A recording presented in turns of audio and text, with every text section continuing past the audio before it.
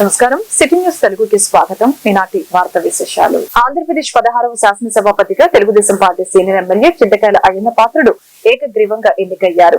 ఆయన ఎన్నికను pro tem speaker Gorantla Butchaiah Chowdary సభలో అధికారికంగా ప్రకటించారు. వెంటనే సభ హర్ష ధ్వానాలతో మారుమ్రోగింది.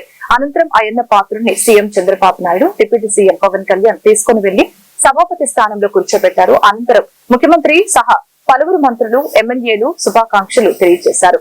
శుక్రవారం సాయంత్రం 5 గంటలకు అసెంబ్లీ స్పీకర్ నామినేషన్ల ప్రక్రియ ముగిసింది. ఒకే నామినేషన్ దాఖలైనందున అయ్యన్న పాత్రుని ఎన్నిక ఏకగ్రీవమైనట్లు ప్రోటెం స్పీకర్ గోరంట్ల బుచ్చయ్య చౌదరి తెలియజేశారు. 1983లో తెలుగుదేశం పార్టీ ఆవిర్భావంతో రాజకీయాల్లోకి ప్రవేశించిన ఆయన ఒకసారి ఎంపీగా పనిచేశారు. 10 సార్లు నర్సీపట్నం నుంచి పోటీ చేసి 7 సార్లు గెలిచారు. ఇప్పటివరకు 5 ప్రభుత్వాలు సాంకేతిక విద్య, క్రీడలు, రహదారులు, భవనాలు 2 సార్లు మంత్రిగా పనిచేశారు. అటవీ, పంచాయతీరాజ్ శాఖల మంత్రిగా పనిచేశారు. అతి పిన్న వయసులో ఎమ్మెల్యేగా, మంత్రిగా బాధ్యతలు నిర్వహించారు.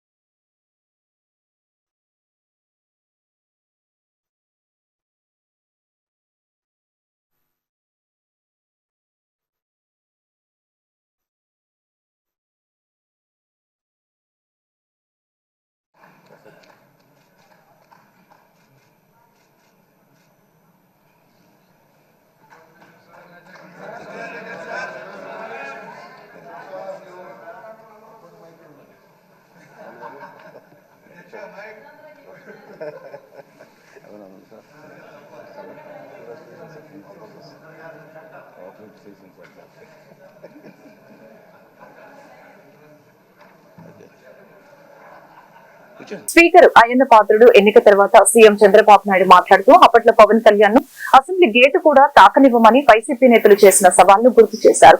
జనసేన పార్టీ పోటీ చేసిన అన్ని స్థానాల్లో గెలిచిందని, వైసీపీ వాళ్ళు వైనాట్ 175 అని 11 గెలిచారని తెలిపారు. గత సభ లాంటి సభను తాను ఎన్నడూ చూడలేదని తెలిపారు. తాను 9 సార్లు గెలిచానని, ఇక్కడ ఉన్న అందరికంటే సీనియర్ నని పేర్కొన్నారు. ఈ సభను అత్యంత గౌరవంగా నడపాలని కోరానని చంద్రబాబు తెలియజేశారు. ఈ సభలో హుందాతనంతో ముందుకు వెళ్లాలని, వెకిలితనం, వెకిలి మాటలకు ఇక స్పష్టి అని చంద్రబాబు తెలియజేశారు. అయ్యన్న నాయకత్వంలో సభ హుందాతనం పెరుగుతుందని చంద్రబాబు అన్నారు. రాజధాని కట్టాలని తెలిపారు. అలాగే పోలవరం నిర్మాణంతో పాటు నదుల అనుసంధానం, పేదల అభివృద్ధి వంటి కార్యక్రమాలు ఈ సభలోనే చేపట్టాలని చంద్రబాబు ఆకాంక్షించారు. నేను కూడా ఇదే హౌస్ లో చాలా బాధపడిన సందర్భం రోజు మెంబర్స్ అందరం ఉన్నాం. నన్ను గురించి, నా కుటుంబాన్ని గురించి ఇష్టానుసారంగా మాట్లాడితే కనీసం యాక్షన్ తీసుకోవడానికి నాకు మైక్ ఇవ్వమని అడిగాను. మేము నిరసన తెలియజేసి ఎడతామని మైక్ అడిగితే మైక్ ఇవ్వలేదు. ఇవ్వకుండా మీరు చూస్తే మామూలు సంఘటన కాదు. ఆ రోజు నేను ఒక మాట చెప్పాను, ఇది గౌరవ సభ కాదు, మీరు నాకు మైక్ కూడా ఇవ్వడం లేదు, మైక్ ఇవ్వకపోయినా నేను స్టేట్మెంట్ ఇవ్వాలి కాబట్టి ఇచ్చేడతాను రికార్డు కోసం అని చెప్పి గట్టిగా లేచి ఇదే సీట్లో కూర్చొని ఆ రోజు. ఎందుకు ఈ విషయం చెప్తున్నానంటే నా జీవితంలో ఇది 9వసారి నేను ఎమ్మెల్యే. ఈ రాష్ట్రంలో తెలుగు జాతిలో నాకు వచ్చిన అవకాశాలు ఏ నాయకుడికి రాలేదు. 14 సంవత్సరాలు ముఖ్యమంత్రిగా పనిచేశాను. ఇప్పుడు మళ్ళీ ముఖ్యమంత్రి అయ్యాను. 15 సంవత్సరాల పొజిషన్ పార్టీ లీడర్గా పనిచేశాను. కానీ తిరుపతిలో నా పైన దాడి జరిగింది. 24 క్లేమోర్ మైన్స్ నా మీద బ్లాస్ట్ చేశారు. ఆ రోజు కూడా నా కళ్ళలో నీళ్ళు రాలేదు. మొట్టమొదటిసారిగా ఎలాంటి సంబంధం లేని నా సతీమణి పైన ఆరోపణలు చేశారు. ఆ ఒక్కరిపైన కాదు, ఈ రాష్ట్రంలో ఆడపడుతున్న అందరిపైన, గౌరవంగా బ్రతికి ఆడబిడ్డలందరినీ అవమానం చేయడం, సోషల్ మీడియాలో పెట్టడం, క్యారెక్టర్ అసాసినేషన్ చేయడం, ఇలాంటి చాలా సంఘటనలు జరిగాయి. దానికి పరాకాష్ఠగా మరో శాసనసభ్యులు కానీ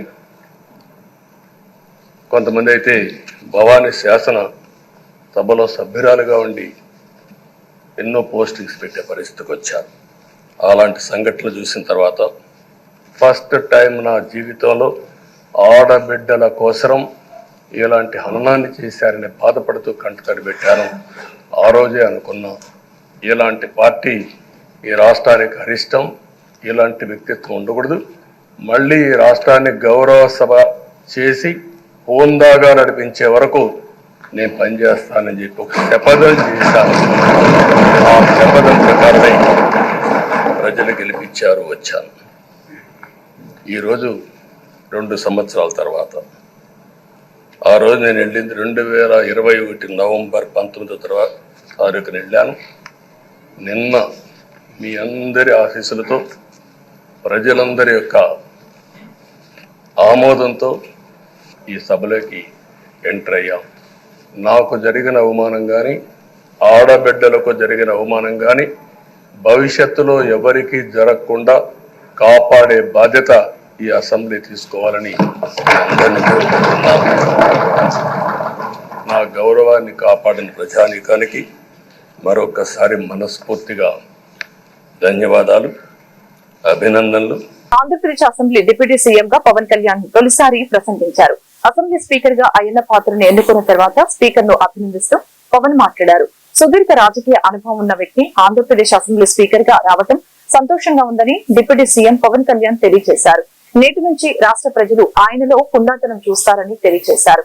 గత ప్రభుత్వం వ్యక్తిగత దూషణలు చేసిందని, రాష్ట్ర పురోభివృద్ధిని ఆపేసిందని తెలియజేశారు. ఎంత పెద్ద సమస్య అయినా చర్చల ద్వారా పరిష్కరించుకోవచ్చని తెలియజేశారు.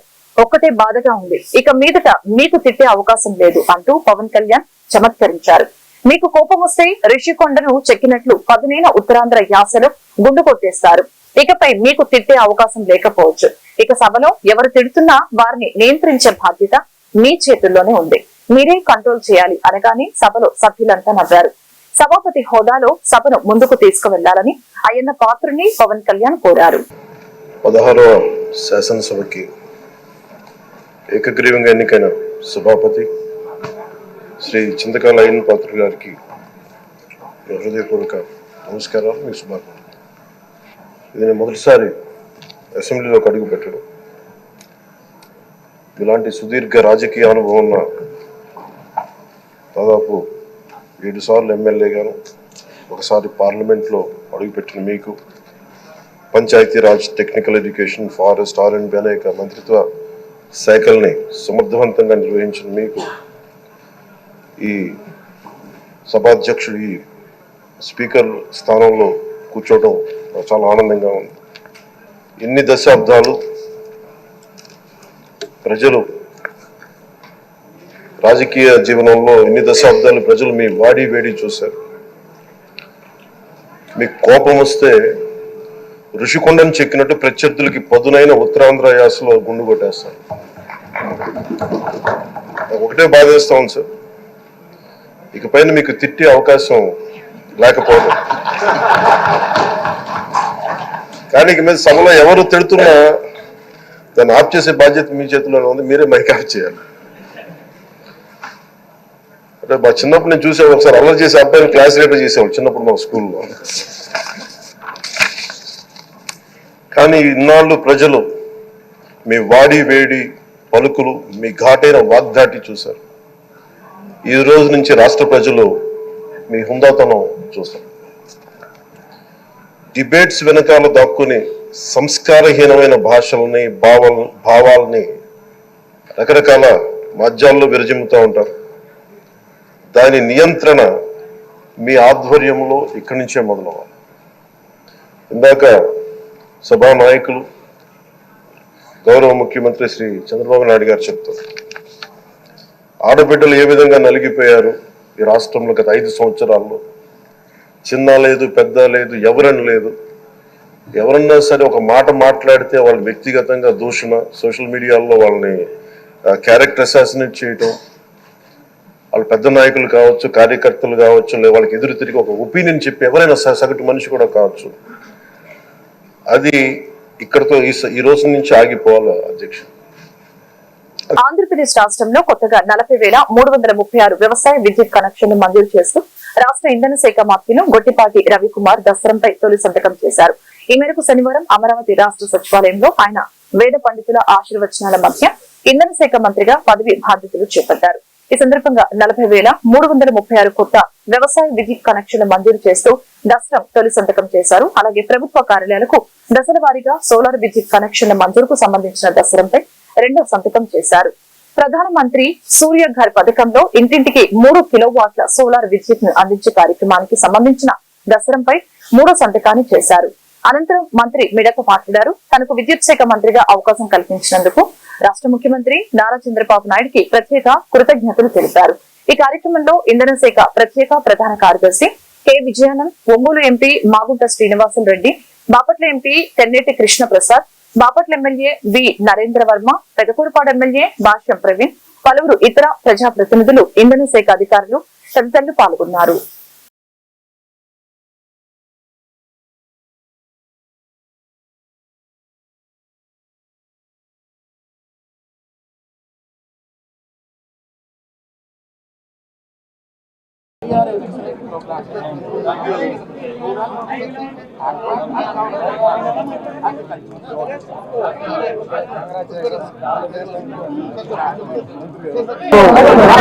చంద్రబాబు నాయుడు గారు మా నాన్న మంచి బాధ్యత అప్పగించారు. తీసుకున్నారు. ముందుగా మా నాయకుడు చంద్రబాబు నాయుడు గారికి పేరు పేరున నా ధన్యవాదాలు. అట్లా నా నియోజక ప్రజల తరఫున కూడా ధన్యవాదాలు తెలియజేస్తా ఉన్నాను. అదేవిధంగా నన్ను ఎన్నుకున్న నా నియోజక ప్రజలు కూడా పేరు పేరున ధన్యవాదాలు తెలియజేస్తా ఉన్నాను. అదేవిధంగా ఇవాళ మొదటి రోజు నేను ఛార్జ్ తీసుకున్నాను. 3 కార్యక్రమాల మీద మనం దృష్టి పెట్టాం. మొదటగా దాదాపు 44,500 మంది రైతులకి అగ్రికల్చర్ కనెక్షన్స్ ఇవ్వాలని చెప్పి మొదటి సంతకం పెట్టాము.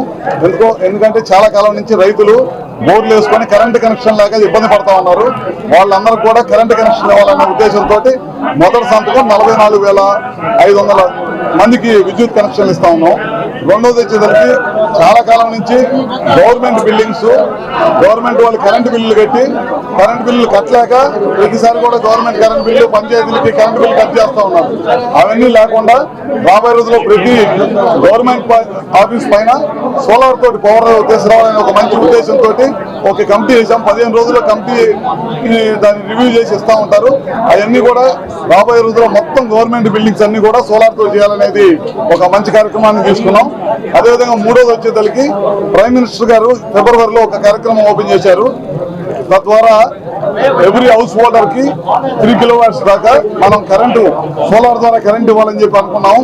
అవన్నీ కూడా కమిటీ వేసి జిల్లాలో కమిటీలు వేసేసి తప్పకుండా రాబోయే రోజుల్లో ప్రతి హౌస్ హోల్డర్ కూడా నాణ్యమైన విద్యుత్తు భారం లేకుండా ఉండేటట్టు తప్పకుండా వాళ్ళందరూ కూడా ఇస్తామని చెప్పి కూడా పేరు పేరున కేంద్ర సహాయ మంత్రిగా బాధ్యతలు స్వీకరించిన తొలిసారిగా గుంటూరు నగరానికి వచ్చిన సందర్భంగా తెలుగుదేశం పార్టీ గుంటూరు నగర గుంటూరు నుంచి పెద్ద సంఖ్యలో తెలుగు తమ్ముడు బయలుదేరారు. ఈ సందర్భంగా ప్రభాకర్ మాట్లాడారు. గుంటూరు పార్లమెంట్ లో ఎన్నడూ లేని విధంగా అత్యధిక మెజార్టీ సాధించిన ఘనత పెమ్మసాని చంద్రశేఖర్ కి దక్కుతుందని తెలిపారు. మొదటిసారిగా ఎంపీగా గెలిచి ఎన్డీఏ కేంద్ర మంత్రివర్గంలో చోటు దక్కించుకోవడం గుంటూరు జిల్లా ప్రజల అదృష్టమని తెలియజేశారు. గత వైసీపీ హయాంలో అభివృద్ధి నోచుకొని గుంటూరు నగరాన్ని మరియు జిల్లాని రానున్న రోజుల్లో పెమ్మసాని ఒక అద్భుత నగరంగా తీర్చిదిద్దుతారని అన్నారు.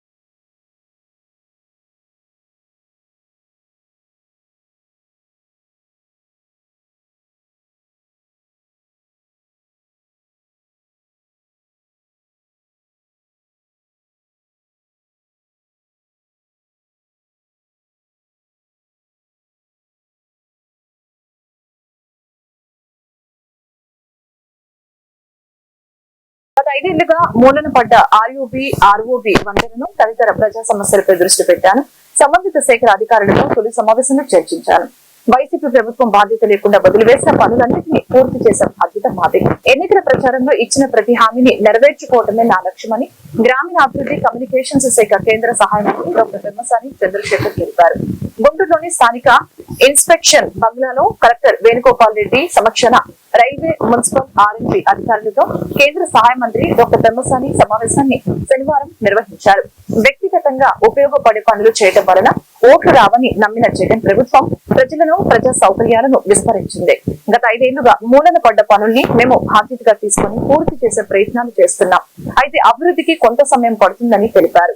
ఈ కార్యక్రమంలో joint collector Rajakumari, railway DRM Ramakrishna, R and B SE Srinivasarao, RDO Srikar, CPO Seshasri తదితరులు కూడా పాల్గొన్నారు.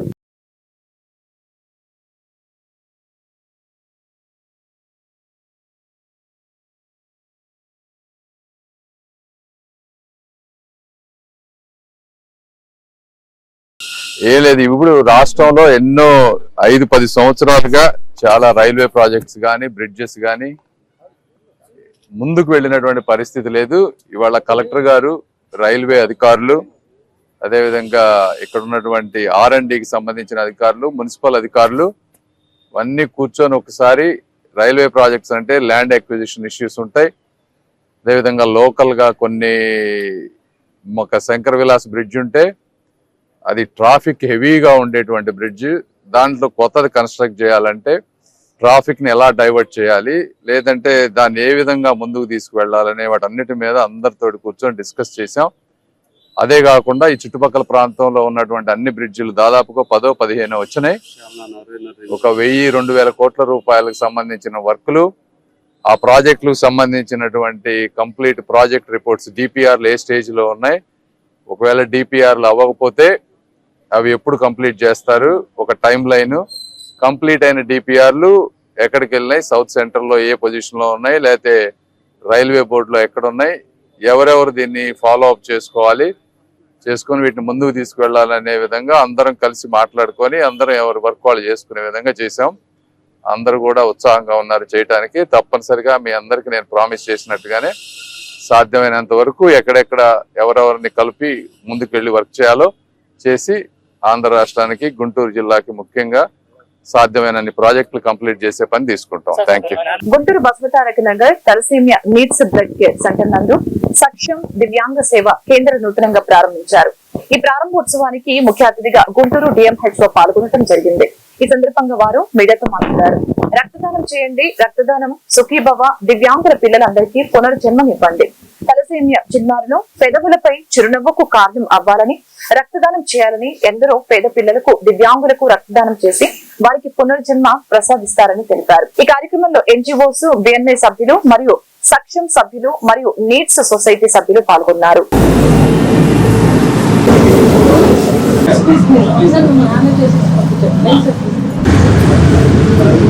మన ద్వారా పిల్లలకి డెంటల్ సంబంధించిన దాని టీం కూడా లోపలికి వచ్చేసేది సార్. ఇప్పుడు వచ్చేసి ఎన్జిఓస్ ఎవరైతే ఉన్నారో పల్లవి గారు,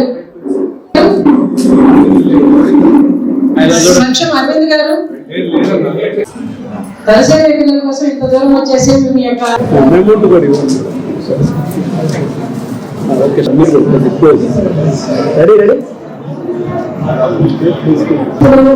విజయలక్ష్మి గారు చాలా తెలుస్తుంది, మా గురించి కూడా తెలుస్తుంది. ఒకసారి బాబాజీ గారు మీరు కూడా రావాలండి, మీ సేవలు చాలా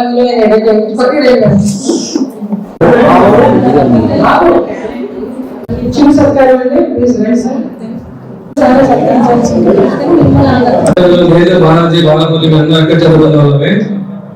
అక్కడ నేత్రాల పైన ప్రచార కార్యక్రమాలు జరుగుతుంటే తర్వాత చలవేంద్ర సంబంధం మా అందరికీ మన పూలచంద్ర వారి కృష్ణ గురించి చెప్పాలి.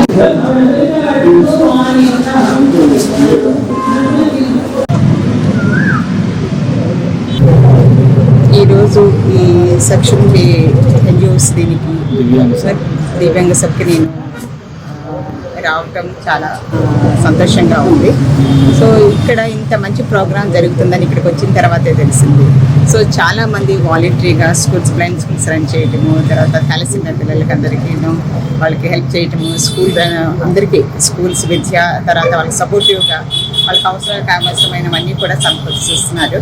సో ఈ సందర్భంగా నేను ఈ సెక్షన్కి నేను ఇచ్చేది ఏంటంటే, మా వైపు నుంచి మెడికల్ హెల్త్ డిపార్ట్మెంట్ నుంచి వాళ్ళకి కావాల్సిన థాలసీమియా వాళ్ళందరికీ కూడా పెన్షన్స్ కానీ, లేదా వాళ్ళకి కావాల్సిన ట్రీట్మెంట్ పరంగా ఏమైనా అవసరమైన డ్రగ్స్ అవన్నీ కూడాను మన మెడికల్ హెల్త్ డిపార్ట్మెంట్ తరఫున నేను ఇస్తామని చెప్పడం జరిగింది. అదేవిధంగా సదరన్ సర్టిఫికేట్స్ కూడా ఇన్ టైంలో వాళ్ళకి అందేటట్టు చూస్తాము. సో ఇంత మంచి ప్రోగ్రామ్ రన్ చేస్తున్న ప్రతి ఒక్కరికి పేరు పేరున వాళ్ళకి నమస్కారాలు చెప్తూ, ఇది అందరికీ కూడా చాలా ఇన్స్పైరింగ్గా ఉంటుంది. సో ప్రతి ఒక్కరు కూడా ఈ సంస్థని విజిట్ చేసి వాళ్ళకి ఏదైనా సహాయం, వాళ్ళు అనుకున్న సహాయాన్ని అందరూ కూడా ఇస్తే బాగుంటుందని నా మనవి. సక్షం భారత్ దివ్యాంగ సేవా కేంద్రం స్టార్ట్ చేయడం జరుగుతుంది. దీనికి ముఖ్య అతిథిగా మేడం జిల్లా వైద్య శాఖ గారి మన విజయలక్ష్మి గారిని ఇన్వైట్ చేయడం జరిగింది. అడగంగానే మేడం గారు వచ్చారు. ఇక్కడ పిల్లలతో ఇంటరాక్ట్ అయ్యారు. పిల్లలకి కానీ ఇక్కడ దివ్యాంగులకి ఏదైతే అవసరాలు ఉన్నాయో అవసరాలు మేడం తక్షణం నా దృష్టికి తీసుకురండి, నేను నా ద్వారా నేను క్లియర్ చేస్తానని చెప్పారు. దానికి మేడం గారికి చాలా చాలా ధన్యవాదాలండి. సో ఇక్కడ జరగబోయే తదుపరి కార్యక్రమాలు ఏవైతే ఉన్నాయో సేవా కేంద్రంలో గుంటూరు పరంగా దివ్యాంగులందరూ వినియోగించుకొని మీ ద్వారా మీకు ఉన్న సమస్యలు మా దృష్టికి తీసుకొస్తే మా ద్వారా పై అధికారుల దృష్టికి తీసుకెళ్లి వాటికి పరిష్కారం దృష్ట్యా ముందుకెళ్దామని చెప్పేసి ఇక్కడ కార్యక్రమం అండి. ధన్యవాదాలు. ఇది స్థాపన సందర్భంగా మన గుంటూరు జిల్లాలో మన తలసీమియా బ్లడ్ సెంటర్ లో మన సేవా కేంద్రం ప్రారంభించడం జరిగింది. ఈ కార్యక్రమానికి గుంటూరులో ఉన్న అన్ని ఎన్జిఓస్ అన్ని పార్టిసిపేట్ చేసినాయండి. ఈ సందర్భంగా ఈ మన గుంటూరులో ఉన్న దివ్యాంగులు ప్రతి ఒక్కళ్ళు మన గుంటూరు సక్షం సేవా కేంద్రాల్లో ఇది 5వ సేవా కేంద్రం. ఈ సేవా కేంద్రం అన్నింటిలో సర్వీసెస్ ఉన్నాయి. ఈ వినియోగించవలసిన విజ్ఞప్తి చేస్తున్నాం. ఈ కార్యక్రమానికి ముఖ్య అతిథిగా వచ్చిన మన మేడం గారికి ధన్యవాదాలు తెలుస్తూ నమస్కారం. Thank you. చేబ్రోలు మండలం వడ్లమూడి విజ్ఞాన్స్ యూనివర్సిటీ బెంగళూరులోని సీడాక్ మధ్య అవగాహన ఒప్పందం కుదిరిందని శనివారం university vice chancellor professor P Nagabhushan తెలిపారు. ఈ సందర్భంగా ఏర్పాటు చేసిన కార్యక్రమంలో CDAC executive director doctor SD Sudarshan తో varsity vice chancellor professor P Nagabhushan అవగాహన ఒప్పందానికి సంబంధించిన పత్రాలను సమర్పించారు. ఈ సందర్భంగా ఏర్పాటు చేసిన కార్యక్రమంలో వర్సిటీ వైస్ ఛాన్సలర్ మాట్లాడుతూ ఈ అవగాహన ఒప్పందం వలన విద్యార్థులకు, అధ్యాపకులకు research and development, product development, training and skill development రంగాలలో ప్రత్యేక శిక్షణ లభిస్తుందని తెలియజేశారు. ఈ కార్యక్రమంలో CDAC scientist F Haribabu, Vignan's విద్యా సంస్థల chairman doctor Lavu Rathaiah, vice chancellor professor P Nagabhushan, registrar doctor MS Raghunathan, వర్సిటీలోని ఆయా విభాగాల డీన్లు, అధిపతులు, సిబ్బంది, విద్యార్థులు పాల్గొన్నారు. అంతర్జాతీయ యోగా దినోత్సవం సందర్భంగా విజయవాడ పశ్చిమ నియోజకవర్గ సభ్యులు సుజనా చౌదరి విజయవాడ భవానీపురం పశ్చిమ నియోజకవర్గ ఎన్డీఏ కార్యాలయంలో యోగా కార్యక్రమాన్ని నిర్వహించారు. ఈ సందర్భంగా సుజనా చౌదరి మాట్లాడారు. యోగా చేయడం ద్వారా శరీరంలో ఉన్న ప్రతి పార్ట్ యాక్టివ్ గా ఉంటుందని తెలియజేశారు. అన్ని రోగాలకు యోగా ఒకటే సరైన మార్గం అని తెలిపారు. ఈ కార్యక్రమంలో ఎన్టీఆర్ జిల్లా బీజేపీ నాయకులు శ్రీరామ్ తదితరులు పాల్గొన్నారు.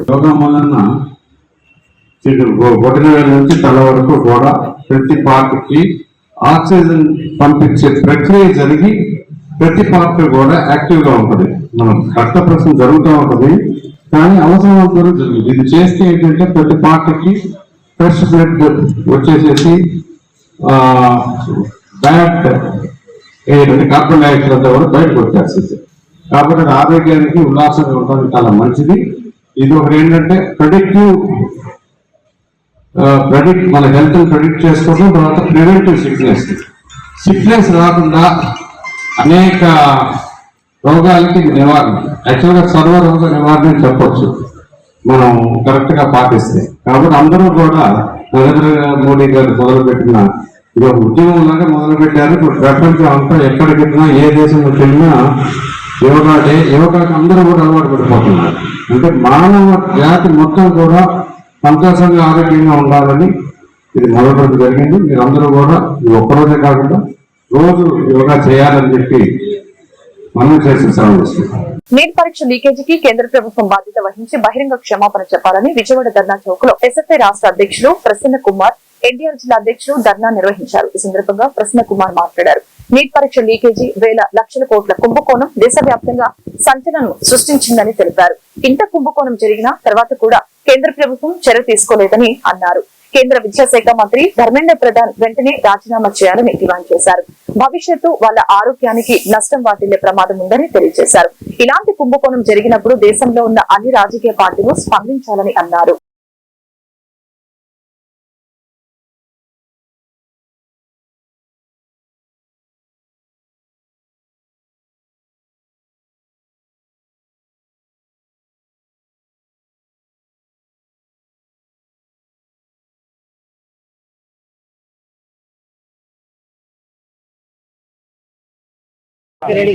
ప్రసన్న కుమార్, ఎస్ఎఫ్ఐ రాష్ట్ర అధ్యక్షులు.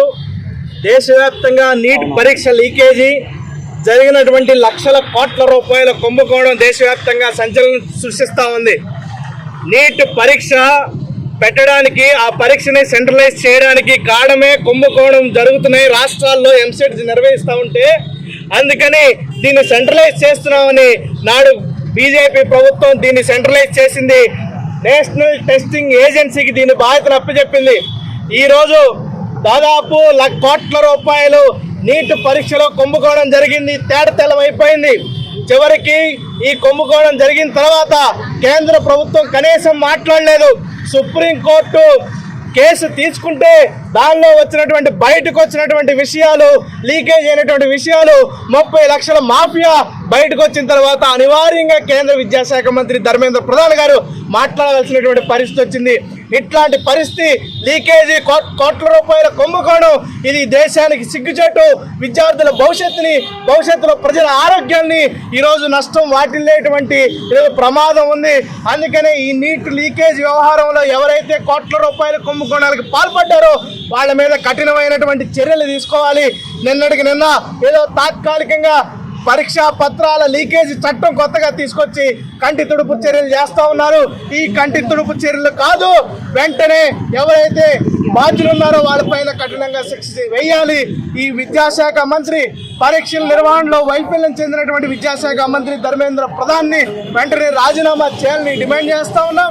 అట్లాగే పరీక్షల వ్యవహారంలో అర్హత కోల్పోయినటువంటి ఎన్టీఏ కూడా రద్దు చేసి విజయవాడ లెనిన్ సెంటర్ లో నీట్ పరీక్షల అవకతవకలపై సిపిఐ రాష్ట్ర కార్యదర్శి కె రామకృష్ణ ధర్నా చేపట్టారు. ఈ సందర్భంగా కె రామకృష్ణ మాట్లాడారు. ఈ పరీక్షలపై విద్యార్థుల భవిష్యత్తు ఆధారపడి ఉందని, కేంద్ర ప్రభుత్వంలో ఉండేవారు ప్రశ్న పత్రాలను డబ్బులు కమ్ముకున్నారని, దీనిపై న్యాయ విచారణ జరపాలని కోరారు.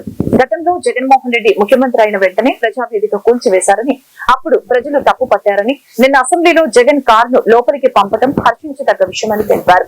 ఈరోజు వైసీపీ కార్యం కూల్చివేతకు అంత తొందర ఏముంది?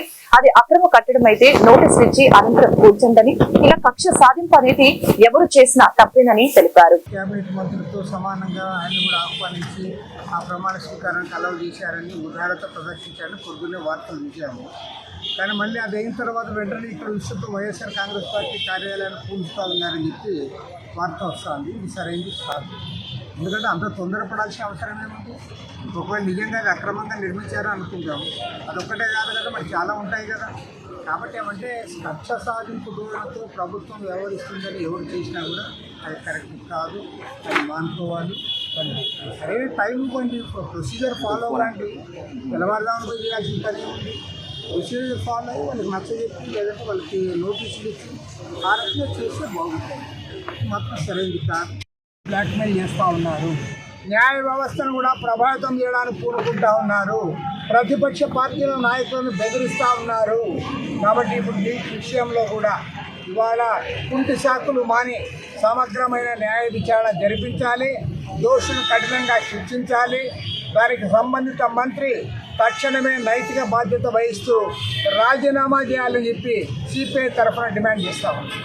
కేకే సర్వే వ్యవస్థాపకులు కిరణ్ కొండేటికి విజయవాడ ఇలాపురం హోటల్ అభినందన సభ నిర్వహించింది. ఈ సందర్భంగా కిరణ్ కొండేటి మాట్లాడుతూ, రాష్ట్రంలో అన్ని నియోజకవర్గాల వారు నన్ను కలవాలని అనుకుంటున్నారు. 4 రోజులు ఇక్కడ ఉండి కొన్ని నియోజకవర్గాల్లో కొంతమందినైనా సరే కలవాలని అనుకుంటున్నాను. కొన్ని నియోజకవర్గాల్లో కలవలేనని వారిని నన్ను క్షమించమని అడుగుతున్నాను. పార్టీకి ఏ వ్యక్తులకు ఏ వర్గానికి సపోర్ట్ చేయకుండా నిబద్ధత, నిజాయితీతో ముందుకు వెళ్తానని తెలియజేశారు. ఈవీఎంలలో మోసం ఉందనేది 8 స్టేజ్లలో అన్ని రాజకీయ పార్టీలు బూత్ స్థాయి ఏజెంట్ల సమక్షంలో ఈవీఎంలను పరీక్షించడం జరిగిందని, రిజల్ట్ వచ్చిన తర్వాత ఏ పార్టీ కూడా ఈవీఎంలపై అసత్య ప్రచారం చేసి ప్రజలను తప్పుదోవ పట్టించకూడదని తెలిపారు. అందరికీ థ్యాంక్ యూ అండి. ఇక్కడ విచ్చేసినటువంటి మీడియా మిత్రులకు, స్టేజ్ మీద ఉన్నటువంటి చాలా పెద్దవాళ్ళకు, ఆర్గనైజ్ చేసినటువంటి దీక్ష మీడియా రాజేష్ గారికి, ప్రతి ఒక్కరికి థ్యాంక్ యూ అండి. సో ఇంతకుముందు చెప్పినట్లుగా అందరినీ కలవాలని ఎక్కువ మంది నియోజకవర్గాల నుంచి, ఎందుకంటే రాని నియోజకవర్గం రిక్వెస్ట్ లేదు, ప్రతి నియోజకవర్గం నుంచి రిక్వెస్ట్, లేదా ప్రతి దేశం నుంచి ఇక్కడికి ఒకసారి రండి అని అంటున్నారు. సో అందరినీ కలవలేకపోయినా కనీసం 4-5 రోజులన్నా దీన్ని స్పెండ్ చేసి 4-5 ప్లేసులు నేను ఊరికే అలా కలుసుకుందామని సాయశక్తుల అవకాశం ఉన్నంతసేపు ప్రయత్నిస్తున్నాను. సో కలవలేని వాళ్ళకి, నేను రాలేని నియోజకవర్గాలకి అందరికీ సారీ చెప్పుకుంటూ థ్యాంక్ యూ అండి, థ్యాంక్ యూ. సో ఇప్పట్లాగే ఎప్పుడు కూడా ఏ పార్టీకో, ఏ వ్యక్తులకో, ఏ వర్గాలకో సపోర్ట్ చేయకుండా ఇలాంటి నిబద్ధతతోనే, ఇలాంటి నిజాయితీతోనే ముందుకెళ్తానని. సో ఈ కేకే సర్వీస్ అనేది కేవలం ఆంధ్రప్రదేశ్కి సంబంధించిన కాకుండా మొత్తం దేశవ్యాప్తంగా అన్ని రాష్ట్రాల్లో చేయగలిగిన దమ్ముతో మనం ముందుకెళ్తామని, ఒక తెలుగు వాళ్ళగా మనం గర్వపడే పొజిషన్కి మనం ఉండాలని నేను కోరుకుంటూ, అలాగే మీ రంగాల్లో కూడా ధైర్యంగా, నిజాయితీగా ముందుకెళ్తారని, ఇలా వెళ్తే ప్రతి ఒక్క ఆశీస్సులతో పాటు ఖచ్చితంగా మీరు ముందుకెళ్తారని నమ్ముతూ, దానికి ఒక ఆదర్శంగా నేను నిలబడాలని, దానికి తోడు నిజాయితీగా ఉండాలని విశ్వసిస్తూ థ్యాంక్ యూ అండి, థ్యాంక్ యూ వచ్చిన వాళ్ళందరికీ. అంతకంటే ఏం చెప్పలేను. దాని మీద 100 ఇంటర్వ్యూస్ చేశానండి. ఈవీఎం ట్యాంపరింగ్ మామూలుగా ఈవీఎం మిషన్స్ని పెట్టి అందరికీ ఒకసారి చూపించడం జరుగుతుంది. తర్వాత 2వ స్టేజ్లో దానికి ఏ స్టేజ్కి వెళ్తుందని చెప్పి దాని 2వ స్టేజ్లో చూపిస్తారు. అంటే 3వ స్టేజ్, ఈ ప్రతి స్టేజ్లో కూడా మనకు ప్రతి పార్టీ ఒక రిజిస్టర్డ్ సెంట్రల్ పార్టీ నుంచి స్టేట్ వరకు అన్ని పార్టీల యొక్క సభ్యుల్ని పిలిచి, లాస్ట్ టైం 151 వచ్చినప్పుడు కానీ ప్రజలు ఎప్పుడు ఘంటాపదంగా దేశంలో ఎక్కడ లేనట్టు క్లిస్టల్ క్లియర్గా చెప్తున్నారండి. లాస్ట్ టైం 151 ఇచ్చినా, ఈసారి 164 ఇచ్చినా కానీ వాళ్ళు క్రిస్టల్ క్లియర్గా, అంటే ప్రతి ఒక్క పార్టీకి కోర్ ఓటర్స్ ఉంటారు, కానీ ఎక్కువ మంది ప్రజలు కోరుకునేది మా జీవితాల్లో మార్పులు వచ్చేటువంటి రోడ్లు, కాలువలు, మున్సిపాలిటీ, స్కూల్స్, హాస్పిటల్స్, కరప్షన్ లేకుండా ఉండేది, మంచినీటి సదుపాయాలు, ఇలాంటివి చేయండి రా బాబు అని క్రిస్టల్ క్లియర్గా చెప్తున్నారు. సో పార్టీలు కానీ, గెలిచిన నాయకులు కానీ, ఓడిపోయిన వాళ్ళు కానీ ఒళ్ళు దగ్గర పెట్టుకుని పనిచేస్తారని నమ్ముతూ వాళ్ళు విశ్వసించి అలా ఓటేస్తున్నారు. దాన్ని నేను ఒక అర్థంలాగా ప్రజెంట్ చేస్తున్నాను. అంటే ఇది వాళ్ళ కోరిక ఏంటి, ఎక్కువ మంది కోరిక ఏం కోరుకుంటున్నారని ప్రజెంట్ చేస్తాను. మేబీ ఆ స్టేజ్ ఇచ్చినటువంటి ప్రజలకి మీ నమ్మకాన్ని నేను ఒమ్ము చేయను. ఖచ్చితంగా దీన్ని బలంగా మీరు అనుకున్నటువంటి మార్పులు, ఏ పార్టీ అయినా ఓడిన వాళ్ళు, గెలిచిన వాళ్ళు కానీ ఈ విధంగా నడిచేటట్టు నేను కృషి చేస్తానని మీకు. దీక్షా మీడియా ద్వారా కేకే గారిని ఒక 2 నెలల క్రితమే ఇంటర్వ్యూ చేశాము. కేకే గారికి నాకు 1 ఇయర్ నుంచి తెలుసు. కేకే గారికి చెందిన ప్రతి ఒక్క వీడియో సంవత్సర కాలంగా మన దీక్షా మీడియాతో మనం ప్రమోట్ చేస్తూనే ఉన్నాము. ఆయన నా మిత్రుడు అని చెప్పుకోవడానికి నాకు చాలా గర్వంగా ఉంది. అలానే కేకే సర్వీస్ సంబంధించిన ప్రతి వీడియో 2 నెలల నుంచి ఆయన చేసిన ప్రతి వీడియో దీక్షా మీడియాలో పూర్తి స్థాయిలో మనం విడుదల చేయడం జరిగింది. ఎప్పుడైతే ఆయన విజయం సాధించారో ఒక్క నిమిషం కూడా తేడా లేకుండా అన్ని ఛానల్స్లో ఇంటర్వ్యూలు ఇస్తూ వచ్చారు.